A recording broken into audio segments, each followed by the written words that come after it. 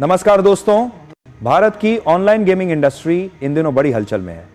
Gym Zanskar fantasy sports और real money games जहां पैसे लगते हैं और जीत होती है ऊपर। केंद्र सरकार ने नए नियम पेश किए हैं। इस बीच ड्रीम 11 जैसी कंपनियों को बड़ी चुनौतियों का सामना करना पड़ रहा है। आज सुप्रीम कोर्ट में एक अहम सुनवाई होने वाली थी जिसमें यह तय हो सकता था कि इस इंडस्ट्री का भविष्य कैसा होगा। केंद्र ने promotion and regulation of online gaming act 2025 online gaming act 2025 पारित कर दी है, जिसमें रियल मनी गेम्स पर पाबंदी है और गेमिंग बैंकिंग विज्ञापन से जुड़े सख्त नियम रखे गए हैं। इस एक्ट को चुनौतियों का सामना करना पड़ रहा है। कई फैंटेसी गेमिंग कंपनियों ने पेड कॉन्टेस्ट बंद कर दिए हैं क्योंकि अब पैसा लगाना और इंतजार करना नए नियमों के तहत मुश्किल हो गया है। सुप्रीम कोर्ट ने विभिन्न हाई कोर्ट से आए मामलों को खुद ही सुनने के लिए ट्रांसफर किया है और 4 नवंबर 2025 को इस पर सुनवाई तय की थी। अब वो सुनवाई सुप्रीम कोर्ट 26 नवंबर 2025 को करने वाली है। कंपनियों का कहना है कि इस एक्ट से करीब 32,000 करोड़ की इंडस्ट्री प्रभावित हो गई है, ड्रीम 11 के लिए अलग से। यह मामला सिर्फ कानून का नहीं, ब्रांडिंग, स्पॉन्सरशिप, यूजर बेस सब कुछ दांव पर है।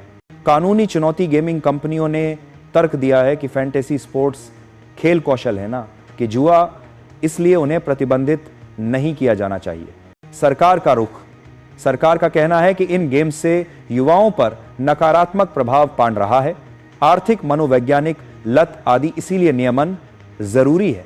अस्थिरता और भविष्य, यदि सुप्रीम कोर्ट इस एक्ट को चुनौती देने वालों के पक्ष में जाए तो इंडस्ट्री को रियल मनी गेम्स फिर से मिल सकती है, अगर नहीं तो बिजनेस मॉडल पूरी तरह बदल जाएगा। यूजर निवेश और नौकरी, लाखों यूजर और हजारों कर्मचारियों की नौकरियां इस बदलाव से प्रभावित हैं। कंपनियों का कहना है कि 2.5 लाख नौकरी चली गई। भारत में पहले बहुत से हाई कोर्ट्स ने यह फैसला दिया है कि फैंटेसी स्पोर्ट्स जैसे कि ड्रीम 11 स्किल बेस्ड गेम है, अर्थात खिलाड़ी की जानकारी, विवेक, चयन, समय आदि महत्वपूर्ण है। वहीं नया एक्ट कहता है कि ऑनलाइन मनी गेम्स पर पाबंदी है, जिसमें गेम्स हैं जिनमें पैसे लगते हैं, बैंकिंग लेन देन, विज्ञापन शामिल है। इस तरह मामला बनता है। क्या फैंटेसी गेम जैसे ड्रीम 11 को खेल कौशल के दायरे में रखकर राहत दी जानी चाहिए या नए एक्ट के तहत प्रतिबंध के दायरे में आ जाना चाहिए? यदि पाबंदी बनी रहती है तो कंपनियों को अपना बिजनेस मॉडल बदलना पड़ेगा। स्पॉन्सरशिप, ब्रांडिंग पर असर, हाल ही में ड्रीम 11 ने यह चर्चा शुरू की कि वे अपने बड़ी स्पॉन्सरशिप डील्स खत्म कर सकते हैं क्योंकि नए कानून के तहत गेमिंग एप्स की प्रमोशन, विज्ञापन पर पाबंदी लग सकती है। यूजर के पैसे और भरोसे का मामला, वॉलेट में प्रॉपर पैसे जमा निकासी का काम, कंपनियों ने कहा है कि ग्राहकों का पैसा सुरक्षित है, लेकिन नए गेम्स में पैसे लगाने की सुविधा बंद हो गई है।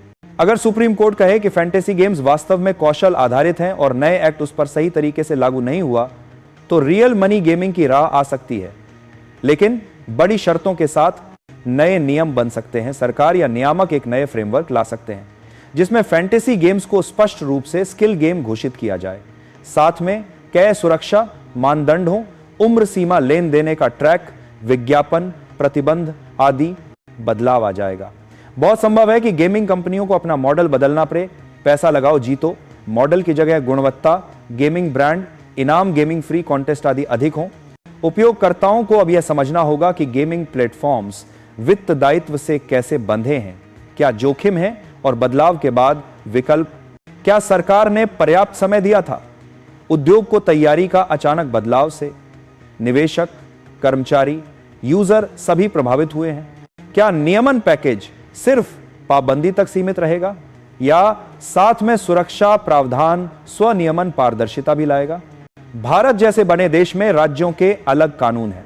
दोस्तों, क्या बिहार में इलेक्शन है जिसकी वजह से सुप्रीम कोर्ट में सुनवाई में देरी हो रही है? तो दोस्तों, आपको क्या ही शब्दों में हम बता देना चाहते हैं कि ऐसा कुछ नहीं है। और क्या बीजेपी बनाम राहुल गांधी हैं? तो नहीं, ऐसा कुछ नहीं है। दोस्तों, कंक्लूजन क्या हमें मिला? आज की सुनवाई सिर्फ एक मुकदमा नहीं था, यह एक संकेत है कि भारत में ऑनलाइन गेमिंग का भविष्य किस दिशा में जाएगा। ड्रीम 11 जैसे बेनाम, उनके यूजर्स, कामगार, निवेशक, ब्रांड्स सब इस पुल पर खड़े हैं। जहां से एक तरफ पक्का ब्रिज नियम और सुरक्षा के साथ बन सकता है। दोस्तों, आप हमारे चैनल पर नए हैं तो सब्सक्राइब करके लाइक कर दीजिए और हां, अपनी राय कमेंट में अवश्य दें। धन्यवाद। जय हिंद, जय भारत।